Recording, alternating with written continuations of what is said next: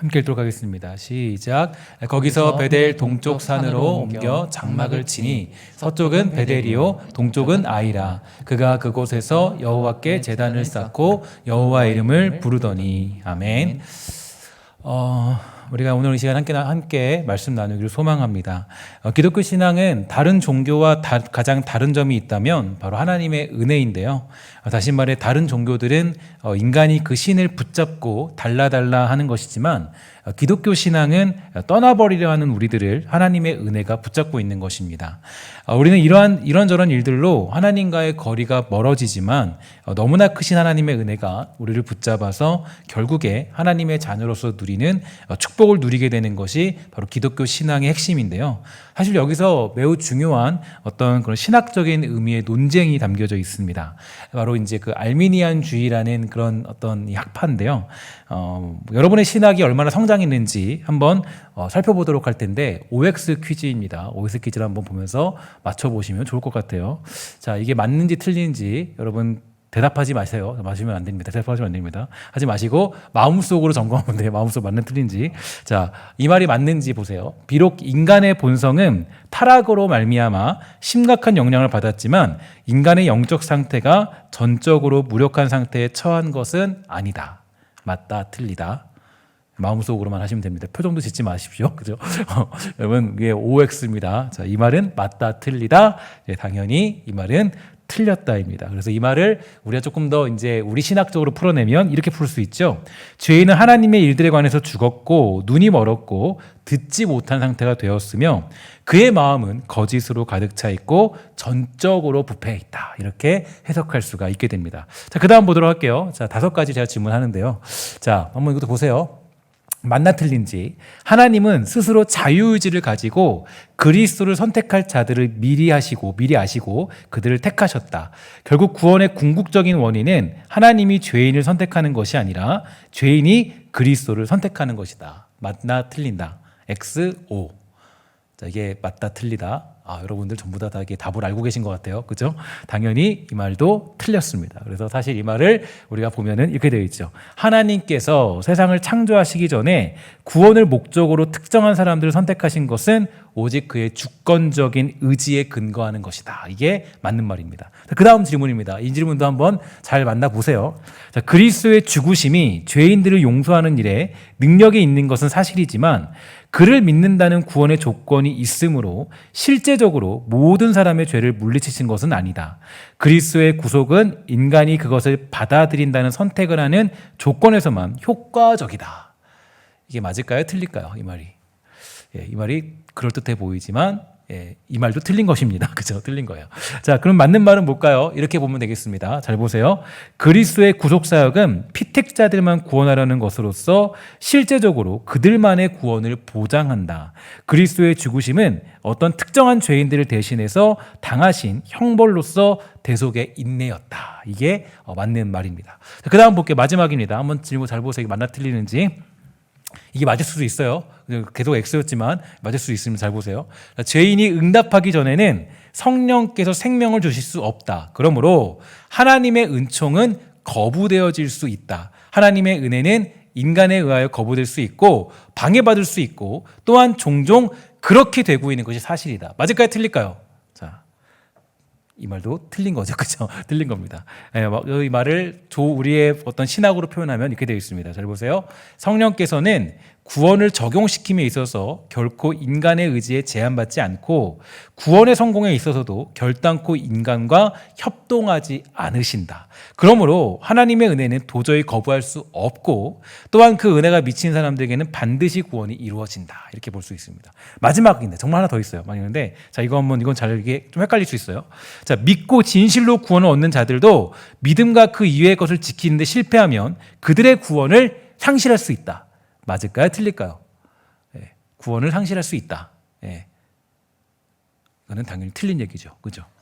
그래서 보면은 이렇게 되어 있습니다. 자, 맞는 말은 이겁니다. 하나님에 의해 선택받고 그리스도에 의해 구속받으며 성령에 의해 믿음을 부여받은 모든 자들은 영원히 구원을 받게 된다. 그들은 전능하신 하나님의 능력으로 믿음을 유지하며 그 결과 끝까지 인내하는 것이다. 그러니까 보면은 여기서 뭐라 그러면은 그리스도에 의하여 구속받고 성령에 의해 믿음을 부여받은 모든 자들은 영원하게 뭐 한다 그래요? 구별을 받게 된다. 영원하게. 이거는 틀림이 없어요. 그리고 끝까지 인내하는 것, 믿음을 유지하며 하나님의 능력으로 하나님이 그렇게 할 수 있는 거. 이 말이 맞는 거예요. 자, 다시 이제 불 켜주시면 되겠습니다.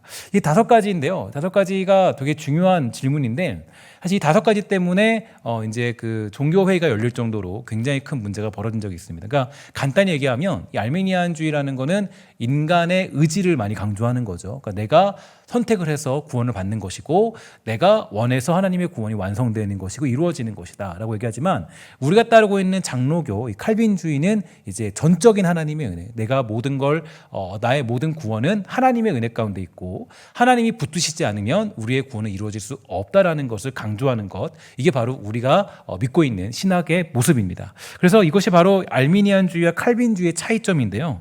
가장 큰 차이라고 말하면 알미니안주의는 구원이 하나님과 합작하여 이루어지는 것이지만 칼빈주의는 이 모든 것이 하나님의 은혜로 이루어지는 것, 하나님의 끝없는 돌보심과 인애로 말미암아 이루어지는 것을 강조해주고 있습니다.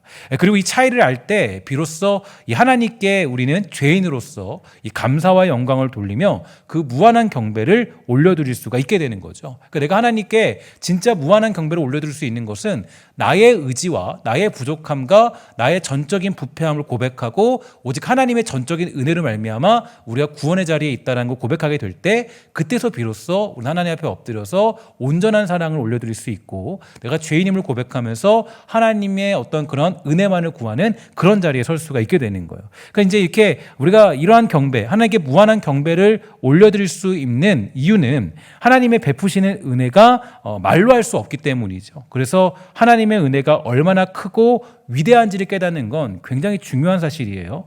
일단 저와 여러분들이 얼마나 심각한 죄인인가를 상기시켜 보세요. 매주 우리는 어떤 죄와 더불어서 함께 살아갑니다. 주님을 높이고 경배하며 살기도 하지만 대부분의 생각과 행동은 죄와 뒹굴면서 살아가는 모습을 가지고 있어요. 그러나 하나님은 그러한 우리를 매번 용납해 주시고 우리가 끝까지 그 구원을 지킬 수 있도록 도우시는 그런 하나님 아니겠습니까? 하나님은 우리를 포기하지 않으시고 결국에 우리가 구원받는 자리로 우리를 인도하시는 분이 하나님이십니다. 하나님의 은혜가 아니고서는 우리가 구원의 자리에 갈 수 없다라는 거예요. 그러니까 아무리 내가 어떤 노력을 하고 깨끗하게 어떤 사랑한 척해도 내가 언젠가 하나님을 어떤 하나님 앞에 부끄러운 모습들이 굉장히 많이 생긴다는 거죠. 그러니까 오늘 내가 뜨겁게 기도했어요. 울면서 하나님 제가 다시는 죄 짓지 않을게요. 내가 죄에 대한 생각 버리겠습니다. 근데 내가 어때요? 근데 교회 마치고 집에 갈 때 그 운전할 때 보면요. 갑자기 누가 확 껴들면 야 이 새끼야 막 이러면서 막 화내고 있잖아요. 우리들의 모습이라는 거예요. 이게 우리들의 모습이죠. 그러니까 이게 하나님은 어떤 그런 걸 봤을 때 우리는 죄와 뒹굴며 살아가요. 뒹굴면서.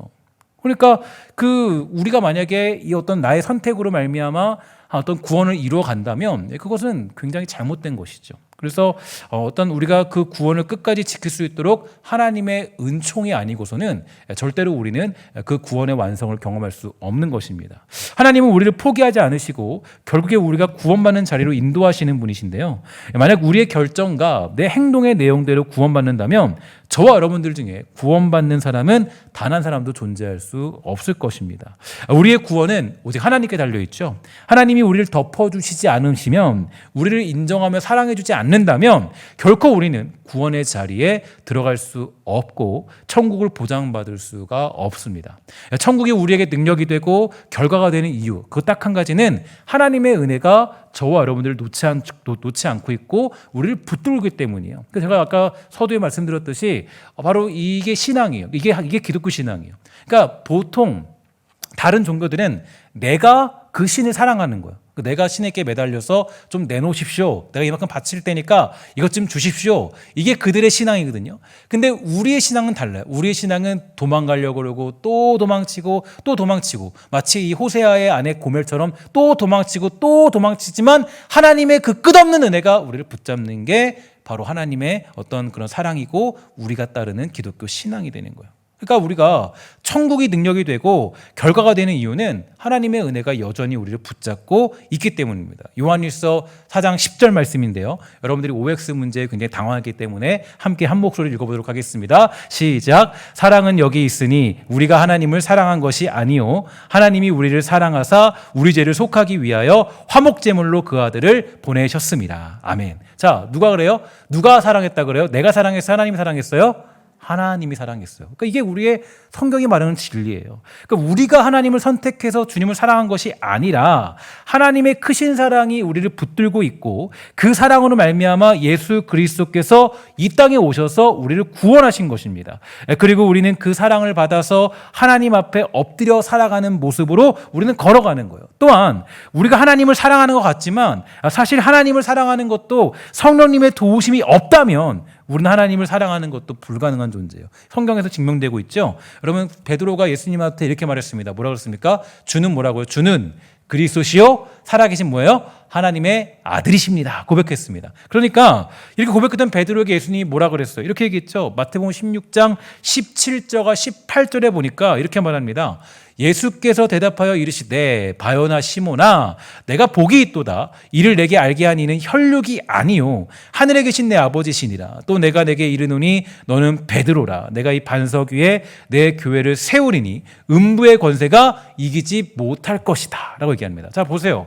베드로가 고백한 그 말조차도 성령께서 깨닫게 하시고 가르쳐 주셨기 때문에 가능한 고백이었다라고 성경은 우리에게 말해주고 있어요. 그래서 또한 베드로를 통하여서 교회가 세워지고 복음이 전파되는 것도 베드로의 능력이 아니라 주님께서 교회를 세우실 것이다 라고 우리에게 말해주고 있죠. 그러므로 우리는 전적인 하나님의 은혜만을 고백할 수밖에 없는 거예요.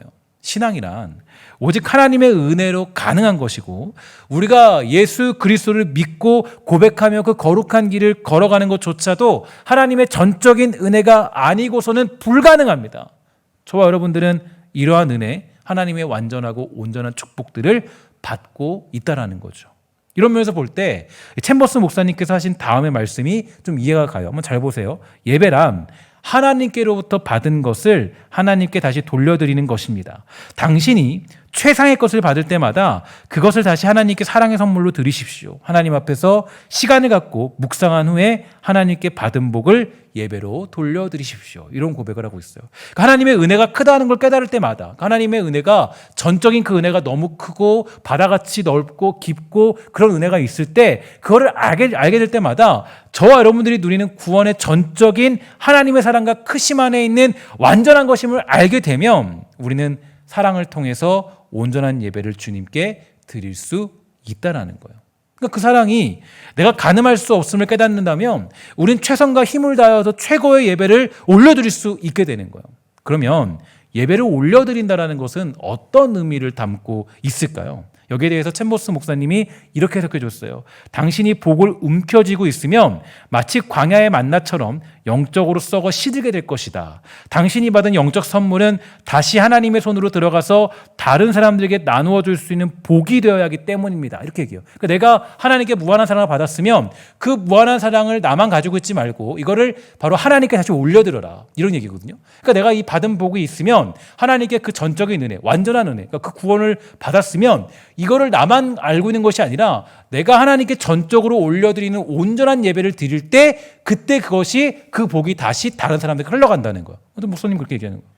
그러니까 하나님이 받으시는 예배에 대해서 그럼 그게 뭐냐? 어떤 예배냐? 그 예배에 대해서 챔버스 목사님이 세 가지를 제시해 줬는데 이 3W 예배 방법이라고 이렇게 되어 있어요. 첫째로 예배, 그러니까 월십이죠. 두 번째로 기다림, 그래서 웨이트. 세 번째 사역, 워크입니다. 세 가지 방법이에요. 이 세 가지 방법이 곧 하나님께 온전한 경배를 올려드리는 방법이라고 우리에게 알려주고 있어요. 그러니까 우리는 주의 이름을 부르면서 주의 얼굴을 구함으로 예배해야 되고 주의 명령을 기다리며 기도할 줄 알아야 되는 거예요. 또한 그렇게만 있는 것이 아니라 예수님이 그러셨던 것처럼 자신에게 주어진 사명도 감당하는 거죠. 이것이야말로 주님께 드리는 온전한 경배이며 예배가 되더라는 거예요. 그저 하나님의 명령만 어떤 기다린다거나 기도함으로 할 일을 다한 것이 아니라 나에게 주어진 일들을 감당하고 기도함으로써 또 사역까지 달려가는 것, 멈춤이 없는 것, 그것이 저와 여러분들이 하나님께 온전한 예배를 드리는 방법이 되더라는 거예요. 하나님의 전적인 은혜를 깨달은 사람들, 그러니까 하나님이 전적인 은혜를 주셨고 내가 그 구원을 받고 있고 하나님 나의 모든 인생은 하나님의 손 안에 있다는 것을 믿고 깨달은 사람들은 그 일들을 감당할 수가 있게 되더라는 거예요. 하나님 앞에 온전한 예배를 드리는 사람으로 살아갈 수가 있는 것입니다. 그러니까 가장 중요한 건 하나님의 사랑을 깨달는 게 먼저예요. 전적인 하나님의 은혜가 나를 붙잡고 있고 내가 구원이 하나님의 손 안에 있고 하나님이 그 구원을 이루어 가신다는 걸 믿는 사람들은 내가 어떤 일을 만나도 무슨 일을 만나도 하나님을 온전히 예배하는 자리에 설 수가 있더라는 겁니다. 특히 오늘 우리가 살펴보는 본문에서 등장하는 예배의 특징은 아브라함이 베델에서 주님의 이름을 부르며 예배한 것을 강조하고 있습니다. 그러면 왜 베델에서 예배를 드려야 되는 걸까요? 두 가지가 나오는데 아이가 나오고 그다음에 또 베델이 나오죠. 왜 베델은 과연 거기서 예배를 드리는 장소로 거듭나게 된 걸까요? 베델은 하나님과의 교제를 상징하고요. 또 아이는 세상을 의미하기 때문입니다. 그래서 아브라함은 이 두 곳 사이에 중간에 장막을 치고 제단을 쌓아서 주님의 이름을 부르면서 예배를 드렸어요. 이것은 아브라함이 무엇보다 주님과의 교제를 최우선으로 삼았다는 거예요. 세상을 뒤로하고 주님과의 교제를 최우선 삼는 그런 예배. 그러므로 예배의 기본은요, 이겁니다. 주님과의 온전한 교제에 있어요. 그러니까 신앙이란 건 뭐냐? 결국 신앙이라는 건 그 은혜의 하나님을 만남으로 말미암아 주님과 온전한 교제를 나누는 거예요. 그러니까 내가 예수 믿는다 했을 때 그 예수 믿는 것은 가장 깊은 의미에는 그 하나님과 온전한 교제를 나누는 거예요. 그럴 때 우리는 진실된 예배를 드릴 수가 있게 되는 거죠. 예를 들어서 우리가 사업을 할 때면 우리는 상대방을 사업적인 파트너로 생각하고 그 사람을 만나게 되죠.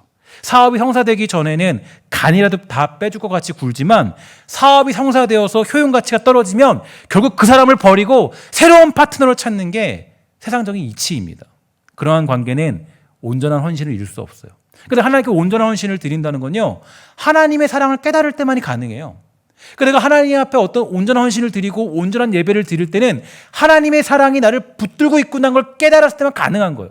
하나님이 나의 사업적인 파트너가 아니라 그분이 나의 진정한 친구 되시고 그분만이 유일한 나의 구원의 힘 되심을 깨달았을 때 그때 바로 하나님 앞에 내가 헌신하며 모든 걸 드리며 사역하며 또 내가 주님의 말씀을 기다리기도 하고 주의 얼굴을 구하며 예배하기도 하는 거예요.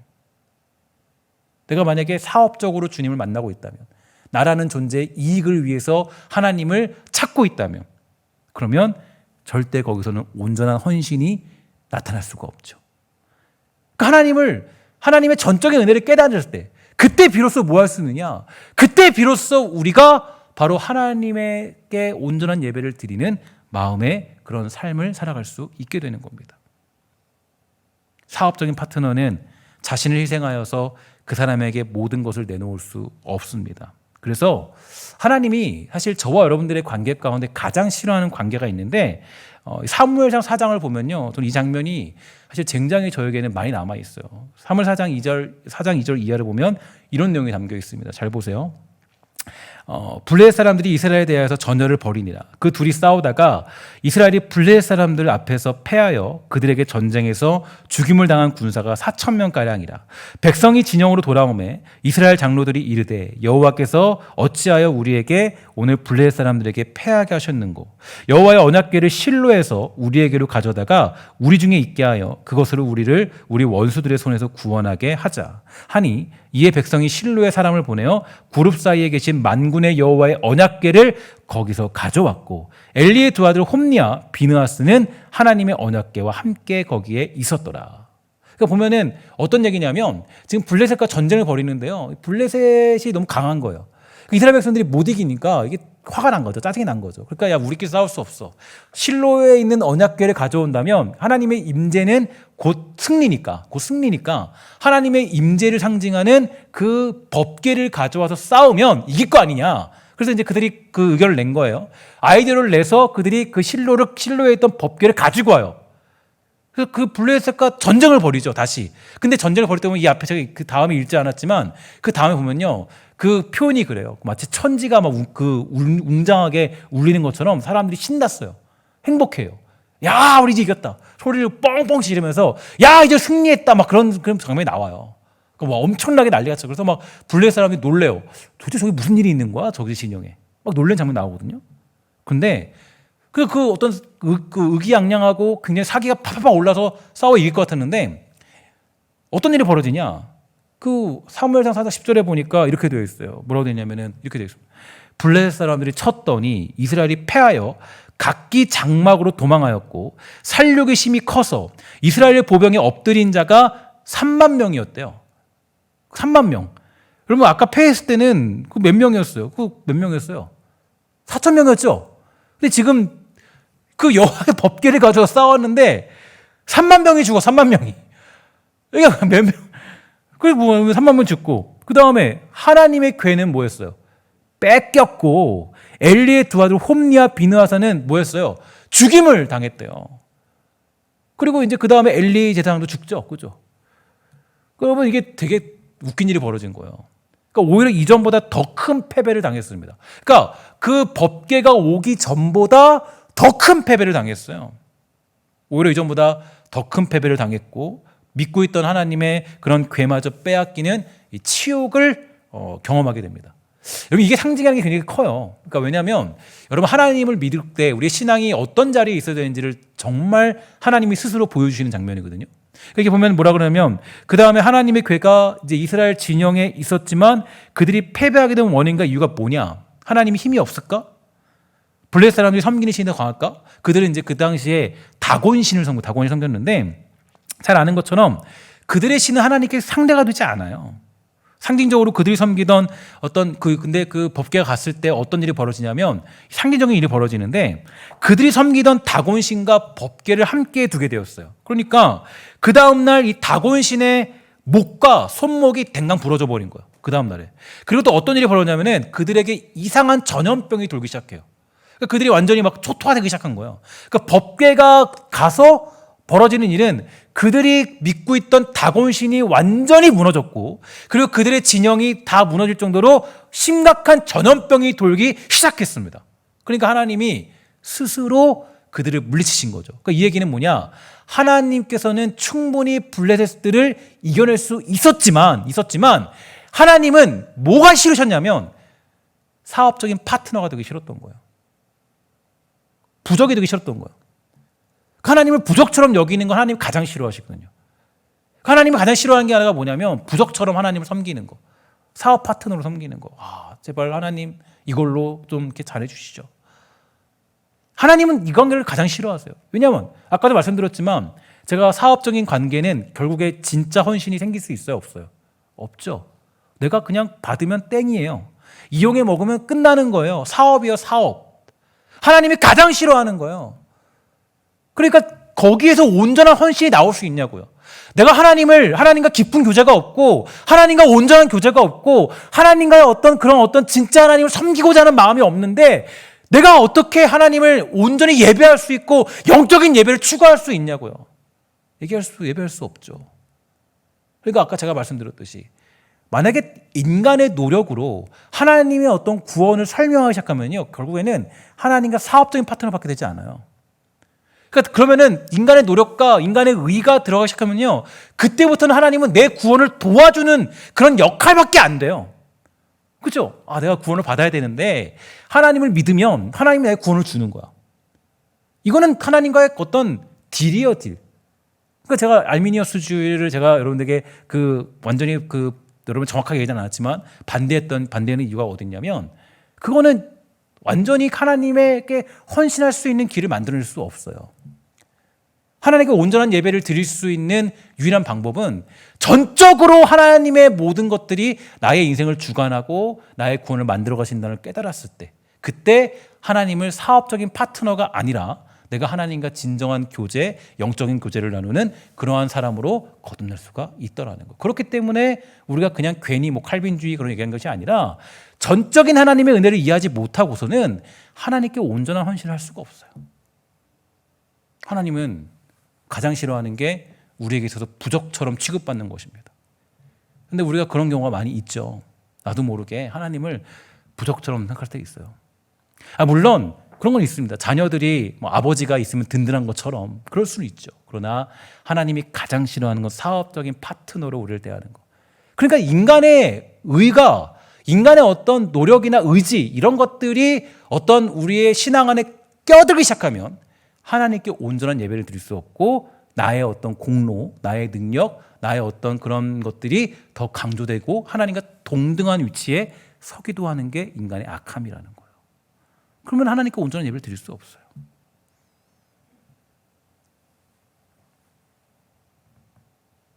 하나님이 가장 싫어하는 것이 있다면 자신을 이용해 먹으려는 거죠. 하나님은 그거를 용납하지 않으십니다. 만약에 그걸 용납하셨다면 블레셋과의 전쟁에서 완벽한 승리를 주셨을 거예요. 근데 아니에요. 4,000명이 졌는데 3만 명이 도륙당했어요. 엄청난 숫자거든요. 자신을 사업 파트너로 생각하는 걸 하나님은 가장 싫어하십니다. 그러니까 제가 예전에 비전에 대한 강의를 어떤 설교를 많이 하지만 그러니까 비전이라는 이름 명맥하에 하나님을 이용해 먹는 건 하나님의 앞에 너무 큰 죄악이에요. 제가 여러분 비전이란 말을 조심히 써야 된다 늘 말씀드리죠. 비전이라는 말에 하나님을 이용해 먹는 사람들이 많거든요. 정말 하나님 앞에 큰 죄악이에요. 하나님 앞에 큰 죄악이에요. 하나님이 어디로 이끌든 어디를 가든지 무엇을 하든지 하나님의 주권적인 은혜 안에서 살아가는 것. 그게 우리가 살아가는 삶의 모습이라고. 그냥 내가 잘 먹고 잘 살도록 하기 위해 존재하는 것으로 취급받는 것을 하나님은 가장 싫어하십니다. 그러므로 이러한 마음을 가지고서는 전적인 온전한 헌신과 예배를 드릴 수 없어요. 아까 말했던 3W 예배의 방식을 드릴 수 없어요. 우리가 진정한 예배를 드리기 위해서는 우리가 받은 은혜가 얼마나 큰지, 큰 은혜는 전적으로 주어지는 하나님의 사랑이고 하나님의 크심임을 깨달을 때 비로소 주의 얼굴을 구하며 그 도우심만을 구할 수 있고 또 주님과 교제할 수 있습니다. 예수님은 공생의 기간 동안에 주님과의 교제를 최우선 삼으셨어요. 그러니까 그냥 하나님 내 뜻 좀 이뤄주시죠. 하나님 이게 아니라 주님과의 교제가 먼저였다라는 거예요. 그러니까 예수님이 이 땅에 오셔서 가장 중요한 거는 물론 구원의 사역의 완성이지만 또 예수님이 가장 중요한 것은 주님과의 교제였어요. 진정한 교제. 엄청난 사역의 순간에도 아무리 바쁘고 힘들 때에도 주님과 온전한 교제를 나누는 것이 그 예수님의 일과였습니다. 항상 시간을 내어서 조용한 곳을 찾으셨고 아버지께 기도하신 분이 바로 우리 예수님이에요. 사도 바울은 다메섹에서 예수님을 만나고 바로 사역에 들어간 것이 아니라 아라비아로 가서 예수님과의 깊은 교제 가운데 들어가게 되었습니다. 그래서 바울은요, 수많은 순간들 속에서도 여전히 주님과의 교제의 끈을 놓지 않을 수 있던 것입니다. 결국에 신앙생활에서 가장 중요한 것은 가장 먼저 배워야 될 것은 뭐냐? 우리 주님과 깊은 교제를 나누는 거예요. 주님과 사업적인 파트너로 주님을 만나는 것이 아니라 주님이 나는 너의 친구다라고 했던 그 음성을 기다리면서 정말 그 어떤 주님이 나를 친구로 불러주시는 그 놀라운 은혜 앞에서 엎드려서 주님과 온전한 교제, 그러니까 내가 모든 것을 잃어도 다 배설물로 여길 수 있는 그런 관계가 되는 것. 그러니까 내가 다 잃어도 다 모든 거 배설물이야. 바울의 고백이잖아요. 미친 사람이 아니라 주님과의 그냥 교제, 그 교제가 더 크니까. 그러니까 하나님의 명령이 더 크니까. 그러니까 내가 모든 걸 다 잃어도 하나님만 있으면 된다. 이게 우리의 모습이잖아요. 그래서 바울은 그런 수많은 순간들 속에서도 여전히 주님과의 교제의 끈을 놓지 않았고 그 길을 걸어갈 수 있던 거예요. 결국 신앙생활에서 가장 중요하게 배워야 될 것은 우리 주님과 어떻게 교제하는가. 주님을 어떻게 사업 파트너가 아니라 나의 전적인 구원의 주 하나님으로 섬기며 살아가는 것인가. 이게 우리의 가장 중요한 신앙의 목적지가 되는 거예요. 주님과 교제하는 법을 배우는 것이야말로 온전한 신앙생활의 시작입니다. 주님을 예배하는 습관을 가지시고 때로는 주어진 자리에서 기다리며 멈추지 않은 사역을 이루어 나가는 것이 바로 주님과 온전한 교제를 이루는 사람들에게 나타나는 특징들이죠. 사랑하는 여러분, 우리 주님이 저와 여러분들에게 가장 원하는 건 어떤 걸까요? 주님이 여러분들이 가장 원하는 건 무엇일까요? 과연 주님께서 여러분들이 원하는 건 어떤 걸까요? 요한복음 17장 11절 우리 함께 읽어보도록 하겠습니다. 시작. 나는 세상에 더 있지 아니하오나 그들은 세상에 있사옵고 나는 아버지께로 가옵나니 거룩하신 아버지여 내게 주신 아버지의 이름으로 그들을 보존하사 우리와 같이 그들도 하나가 되게 하옵소서. 아멘. 주님이 가장 원하신 건 이거예요. 주님 왜 오셨습니까? 이 땅에 왜 오셨습니까? 이거 하기 위해서 오신 거예요. 여러분 주님이 이 땅에 왜 오셨나요? 이 일하기 위해서 오신 거라고. 이 일하기 위해서. 이게 가장 큰 목적이에요. 그러니까 여러분 우리가 주님의 목적을 잃어버리면 안 돼요. 주님이 이 땅에 오셔서 가장 하고 싶었던 것은 무엇이냐면 삼위일체 하나님의 하나 된 것처럼 우리도 그들과 함께 하나가 되고 함께 하나 되는 그 공동체를 이루는 게 하나님이 가장 원하시는 거예요. 교제하는 거. 그러니까 삼위일체 하나님이 서로 교제하시잖아요. 그 교제는 완벽한 교제, 끊어지지 않는 교제. 성부, 성자, 성령 하나님께서 교제는 끊어지지 않는 교제예요. 그 교제가 저들에게도 일어나게 해주시는데 바로 이 삼위일체 하나님 안에서 그 관계 가운데 이루어지는 그 일을 이루어내기 위해서 그리스도의 십자가의 대속이 필요한 것이고 바로 주님이 그래서 이 땅에 찾아오신 거라고요. 근데 우리의 눈과 목적은 달라요. 바리새인들이 그랬죠. 바리새인들이 예수님을 잡아 죽인 이유는 어디에 있습니까? 자기 마음에 안 드는 거예요. 내 사업 파트너가 아니라는 거예요. 바리새인들은 어떤 율법주의자들이 예수님 잡아 죽인 게 어디 있냐면 예수님은 내가 원하는 사업 파트너가 아니에요. 하나님의 아들인 건 맞아. 오케이, 인정할게. 너 하나님 아들 맞는데 내가 그런데 인정을 못할 게 있어. 넌 내 사업 파트너가 아니야. 나사렛 따위에서 어떻게 내 사업 파트너 나올 수 있니? 우리도 그러고 있을 때가 있어요. 주님이 명령하신 길 그거 상관없어요. 주님이 말씀하신 길 상관없어요.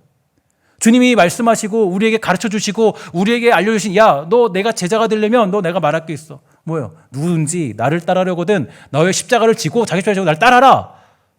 그렇지 않으면 제자가 될 수 없다. 누구든지 나보다 형제나 어머니나 누구나 너를 사랑하면 그 사람은 제자가 될 수 없다. 아, 왜 안 따라요? 안 따라. 잘 안 따라요. 왜냐? 내 마음에 들지 않거든요. 여러분 이게 우리에게 주어진 굉장히 큰 숙제입니다. 제가 여러분들에게 이 옵사르 챔버스의 주님은 나의 최고봉을 소개해드린 이유는 사실 우리가 조금 더 깊은 신앙의 성숙으로 나아가야 돼요. 그 사업 파트너적으로 여러분들에게 예수님을 소개하면요, 그것처럼 여러분들에게 아멘 많이 나올 이야기가 없습니다. 우리 주님이 여러분들의 인생을 도우시고 여러분 삶을 도우시고 건강을 도우시고 자녀를 도우신다면 이 중에 아멘 할 사람이 안 할 사람이 누가 있습니까? 근데 만약에 욥과 같은 일을 겪게 되는 일이 우리에게 남아있다면 거기에 아멘 할 사람은 아무도 없죠. 하나님의 목적은 우리가 잘 되고 잘 먹고 잘 살고 우리에게 어떤 좋은 길을 주는 게 아니에요. 주님의 목적은 어떻게 해서든 간에 주님의 기도, 어떤 기도예요? 저들도 우리가 하나 된 것처럼 하나 되게 했어. 주님의 목적은 거기 있거든요. 주님과 온전한 교제를, 주님과 사업 파트너가 아니라 주님과 온전한 교제를 나누는 그 성도로 만드는 게 하나님의 목적이고, 특별히 그런 어떤 여러분들을 인도하는 자리로 부름받은 사람이 저와 같은 목회자들이에요. 여기서 여러분들에게 사업 파트너로 여러분들을 예수님을 소개할 수 있지만 저는 그렇게 여러분들 소개하고 싶지 않습니다. 예수님은 우리에게 요구하시는 게 진정한 제자가 되기를 원하시는 분이세요. 진짜 제자가 되기를 원하시는 분입니다.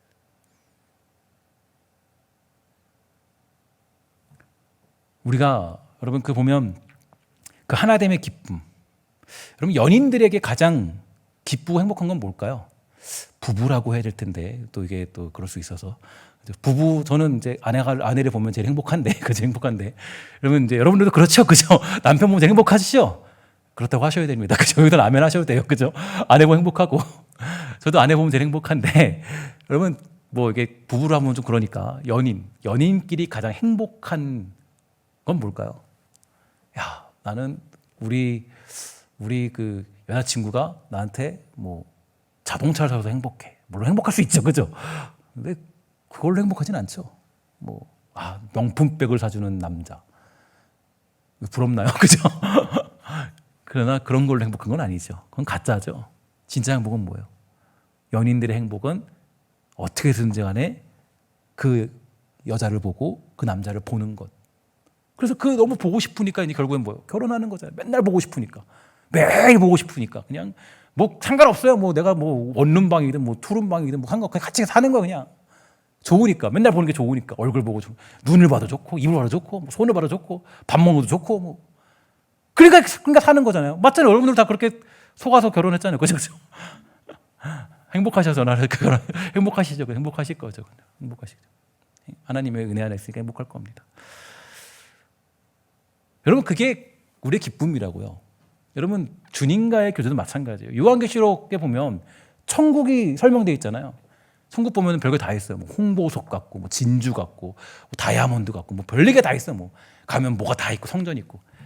근데 우리가 행복하고 눈이 휘둥그레지는 건 홍보석 때문이 아니에요. 아시죠? 우리가 죽어서 천국 갔어요. 야, 천국에는 야, 그 어떤 부흥사들 옛날에 그런 게 있어요. 야, 천국 가면은 거기 2층집, 3층집 있다. 걱정하지 마라. 전도 많이 하면은 누구는 10층집 산다. 누구는 뭐 저기 뭐 100층집 살더라. 그게 아니라 천국 가면 기쁜 게 뭐냐? 홍보석이나 야, 거기 나는 지금은 여기서 뭐 지목만 한 집 살지만 거기 가면은 뭐 100번짜리 사니까 행복할 거야. 그건 예수님이 사업 파트너인 거예요. 땅 투기 여기다 하면 거기다 하는 거 같지. 아니죠. 천국에 가서 우리가 알 수 없는 상급은 받겠지만 주께 열심히 사역하고 살면 그거는 그런 걸로 표현되지 않아요. 여러분 성경이 말하는 가장 큰 상급이 뭔지 아십니까? 가장 큰 상급은 하나님이에요. 하나님. 가장 큰 상급은 하나님 만나는 거라고요. 그게 가장 멋진 상급이에요. 그만큼 멋진 게 없어요. 그러니까 천국 가면은 뭐하냐? 뭐가 기쁘냐? 기쁜 건 딱 한 가지예요. 하나님 얼굴 보면서 그냥. 그죠? 야, 주의 얼굴 보니까 그게 그냥 만족스러운 거예요. 하나님 얼굴 보면서 그냥. 그게 사업 파트는 아니죠, 그거는. 사업 파트는 그럴 수 없어요. 홍보석 몇 개 떼가지고 팔아먹어. 그렇게 하는 게 가짜죠. 우리의 행복이 뭐냐? 성경이 말하는 행복이 뭐냐가 되게 중요해요. 성경이 말하는 행복은 내가 가진 거 다 잃어버려도요, 주님. 뭐 집도 뺏기고 다 뺏기고 뭐 다 잃어버려도 우리 주님만서 행복합니다. 그 관계를 만들어내기 위해서 하나님이 우리의 삶을 이끌어 가시는 거. 그러니까 우리 안에 뭐가 있어요? 삶에 생사고락이 있잖아요. 많은 것들이 있잖아요. 희노애락이 있잖아요. 그 모든 걸 통해서 만들어가는 것은 또 주님과의 교제, 주님으로 만족하는 예배, 주님으로 만족하는 예배. 그러니까 저는 아직도 기억이 나요. 그때 결혼하기 전에 그 청년부 담당한 목사님이 그러시더라고요. 야, 결혼해서 너무 행복하면 안 된다는 거예요. 하나님이 너무 행복하게 만들지 않는데요. 남편에게 실망하게 만든다는 거예요. 남편이 남의 편이란 걸 깨닫게 한다는 거예요. 왜 그러냐? 그래야 주님을 바라보게 되니까. 너무 행복하면 주님 안 바라본다는 거예요. 행복하면. 가정이 문제 없는 집은 없잖아요. 늘 문제가 있잖아요. 왜냐? 주님만 바라보게 만들더라고. 그러니까 우리가 주님만 바라보면서 기뻐하는 것은 진정한 교제가 아니면 불가능해요. 사업 파트너로는 그럼 천국 가가지고 주님 얼굴 보는 게 뭐가 좋겠어요? 아니 생각해보세요. 뭐가 좋겠냐고요. 홍보석 가지고 내가 그냥 막 치장하는 게 좋지. 근데 주님이 기쁜 거예요. 보면. 왜냐? 그게 우리의 기쁨이니까. 가장 큰 상급, 우리 하나님. 그 아버지의 얼굴을 보는 것. 그래서 우리는 이 땅에서 계속적으로 주님과 진정한 교제를 나눌 수 있도록 하나님이 훈련시키는 거예요. 훈련시키는 거. 잘 보세요. 고난이 닥쳐오면 여러분 어떻게 해요? 주님과 교제가 멀어져요? 깊어져요? 깊어지죠? 왜 깊어져요? 힘드니까. 하나님밖에 의지할 수밖에 없으니까. 하나님, 저 가정이 너무 힘들어요. 하나님 저 좀 만나주세요. 하나님, 저 너무너무 이것저것 어려운 게 많아요. 그러다 보면 제가 그래서 보니까 새벽 기도 나오시는 분들은 다 얼굴이 울상이에요. 걱정이 많아요. 왜냐? 하나님이 부르시는 거예요. 새벽 기도를 통해서. 기도 안 하면 못 살게. 그러니까 하나님 사랑하시는 거 새벽에 나오시는 분들 보면 정말 사랑하시는 거예요. 왜냐면 그게 기도 안 하면은 이게 살 수가 없는 거거든요. 이게 할 수가 없는 거거든요. 그러니까 하나님이 야, 그래. 우리가 고난이 있고 아픔이 있는 이유가 뭐 다른 이유가 아니에요. 하나님이 그 걱정 근심거리를 통해서 조금이라도 주님과 가까이 만들도록 하기 위해서. 그래서 천국 가서 우리 주님 얼굴 보면서 기뻐하는 그 기쁨을 지금 이 땅에서 조금이라도 성숙하게 만들고 누리도록 하기 위해서. 그죠? 여러분 이 말씀이 아마 이해가 좀 가실 거라고 생각이 듭니다. 사업 파트너가 아니라 전적인 하나님의 은혜를 받은 자로서 드리는 영광으로 말미암아 드리는 교제, 그게 저와 여러분들에게 주어진 믿음의 길이고 주님이 완성하시고자 하는 그런 마지막 자리가 되는 거예요. 오늘 주님과의 진정한 교제가 사라진 분들이 있다면, 우리 주님을 그저 이 사업적인 파트너로만 여긴다면, 우리 오늘 이 시간에 특별히 수요예배에 나온 여러분들에게 주님과 이 나누는 순수한 교제가 회복될 수 있기를 저는 간절히 소망해 봅니다. 여러분, 물론 수요예배 나오시는 분들 정도 되면 제가 보니까 주님과 자주 교제를 나누시면 대부분 여기 나오는 분들 대부분 다 새벽 예배 나오시는 분들이고, 뭐 아주 소모임 예배 잘 들으시는 분들이고, 여러 예배를 집중해서 다 그분들이에요. 대부분들이 그분들이다. 하나님의 은혜와 사랑, 그 어떤 사랑을 경험한 사람들은 더 하나님을 갈망할 수밖에 없어요. 하나님 만나면 기쁘니까. 그러니까 여러분 지금도 그냥 다른 거 할 수, 집에 가서 다른 거 할 수 있잖아요. 뭐 지금 드라마, 요즘에 저는 TV를 안 봐가지고 모르는데 무슨 드라마 하는지 잘 모르겠지만 그 드라마 같은 거 막 보면 좋잖아요. 얼마나 편해요. 밥 먹으면서 드라마 보면. 근데 그거 다 제껴놓고 주님과 교제가 더 좋으니까, 그죠? 그래서 나오시는 거잖아요, 그죠? 나도 모르게 마치 그 사랑하는 연인을 만나고 싶은 마음처럼, 물론 매일 설레는 건 아니지만 그래 나오잖아요. 나와서 만나는 거잖아요. 그러니까 저는 그런 순수한 교제가 우리에게 필요하더라고요. 그러려면 매일같이 깨달아야 돼요. 우린 망각에도 망각하잖아요. 다 잊어버리잖아요. 매일같이 말씀 묵상하면서 하나님의 사랑이 얼마나 큰가 깨달아야 돼요. 야, 이 사랑은 이게 너무 놀라운 사랑이구나. 내가 감당할 수 없는 사랑이구나. 여러분들에게 축복하는 건 그런 순수한 교제가 회복되는 역사가 우리 사랑하는 신성교회 가운데 일어나게 되기를 저는 간절히 소망해 봅니다. 최근에 여러분들 아시는지 모르겠지만 그 싸이월드를 아시나요? 그죠? 많이 아시는 분 계실 텐데, 싸이월드라는 게 미니홈피였는데요. 그리고 저 때까지도 유행했던 그런 미니홈피, 지금의 말로 말하면 페이스북이나 인스타그램 같은 게 싸이월드였습니다. 이 싸이월드라는 미니홈피가 이제 다시 회복되어서 개설됐어요. 근데 완벽하지는 않지만 이전에 가지고 있던 사진들이 다 복구됐더라고요. 저도 가보니까 제가 옛날에 그 20대 때 찍었던 사진들 다 올려놨거든요. 왜 그런지 모르겠어요. 그 부끄럽게 그대로 남아있더라고요. 20대 때 찍었던 사진들 막 그때 이랬던 사진들도 막 다 남아있고, 막 주님 섬겼던 사진도 남아있고. 근데 제가 보니까요, 그때 거기서 사진 중에서 막 찾아보니까 거기에 이제 예전에 찍었던 사진들이 막 있어요. 근데 막 너무 웃기고, 야, 이게 내가 왜 찍었나? 내가 미쳤구나, 이런 생각이 드는데, 그 사역하며, 근데 보니까 많은 사진들 중에서 그게 있더라고요. 이 사역하며 즐거웠던 모습들이 그대로 남아있어요. 그래도 사역하면서 막 그때 낙도 선교 가면서, 낙도 선교 갈 때는 진짜 순수했거든요. 그때는 사역이 어떻고 뭐가 어떻고 사람이 어떻고 그런 거 몰랐어요. 가서 복음 전해야지. 가서 그냥 복음 전해야지. 가서 그냥 사역해야지. 행복했던 거죠. 그게 너무 좋았던 거죠. 그리고 이제 그때 주의를 감당하던 모습, 그런 것들이 막 이렇게 있더라고요. 막 있는데 그때 보니까 사진 중에 이렇게 되어 있어요. 제가 사실 이런 말 되게 좋아하는데 자주 얘기하잖아요. 그러니까 저는 마음이 그래요. 물론 다들 똑같겠지만 저는 마음에 가장 제 마음속에 아직도 저는 거기 제가 가지고 있는 뭐라 그럴까요? 어떤 표나 아니면 제가 가지고 있는 어떤 그런 목표, 그냥 가장 있는 게 그렇게 했어요. 그때도 왜 그러는지 모르겠어요. 제가 변질될 걸 알았나 봐요. 평생 이렇게 순수하게 살 수 없을까? 제가 이제 그게 가장 중요한 모토거든요. 순수함. 평생 순수하게 살 수 없을까? 하나님만 섬기면서. 그냥 주님과 순수한 교제. 그냥 기뻐서 전하고, 그죠? 그냥 행복해서 주님 만나는 거 행복해서. 사역하고 즐거운 거. 근데 그게 참 힘들어요. 그죠? 어려워요. 주님과는 그렇게 만났지만 그게 참 힘들어요. 제가 적은 글이었어요. 평생 이렇게 순수하게 살 수 없을까? 주님만으로 즐거워하고 기뻐하고. 그때는 그랬어요. 사역하면서 뭐 제 주머니에 돈 하나도 없어도 행복했어요. 왜냐면 그냥 뭐 그때 다태자 같은 거 할 때도 보면 그냥 돈 뭐 없으니까 빚 내고 그냥 이렇게 막 이렇게 삥 뜯고, 아니 삥 뜯진 않았지만 계속 막 돈 내고 같이 해서 이렇게 막 돈 내고 했던 그 모습들. 저는 보면서 느낀 게 그런 거예요. 그러니까 제가 적은 글이었어요. 지금도 그래요. 지금도 저는 사실 그 마음이 제일 커요.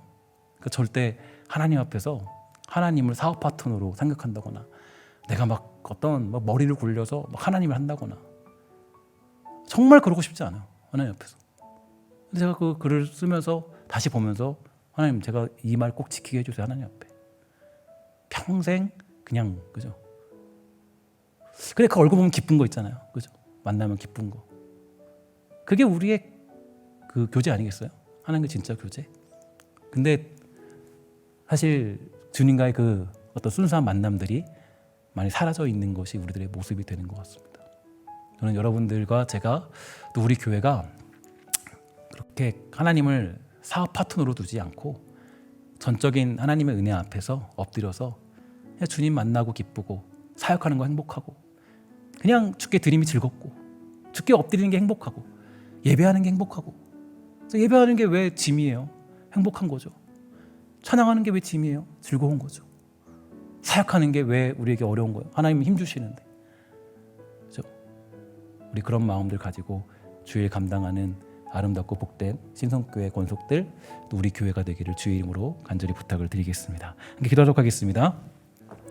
하나님 감사합니다. 이 땅 살아갈 때 우리가 너무나도 쉽게 변질되고, 하나님은 우리를 늘 큰 사랑으로 대해주셨는데 우리는 늘 하나님 앞에서 그 순수함을 잃어버리고 하나님을 이용해 먹으려고 하는 악함이 있습니다. 어떻게든 내 구원에 도움이 되고 어떻게든 그냥 뭐 나의 것들에 조금 더 플러스가 되는 그런 존재로 하나님을 여길 때가 많이 있는데, 하나님이 지극히 싫어하는 일이 바로 그 이름을 고백합니다. 하나님, 혹시 제 모습 속에, 혹시 우리 교회의 모습 속에, 혹시 우리의 어떤 신앙의 모습 속에 그런 순수함들이 사라지고 하나님을 사업적인 파트너로 여기며 내 비전을 성취해주는 본도로 여기고 있다면 우리의 죄악을 용서해 주시고 우리 주의 천국만을 바라보며 주의 얼굴 구하며 살아가는 복되고 아름다운 주의 사람 다 되도록 주님 돌보아 주시옵소서. 모든 말씀 예수님의 이름으로 간절히 기도합니다. 아멘.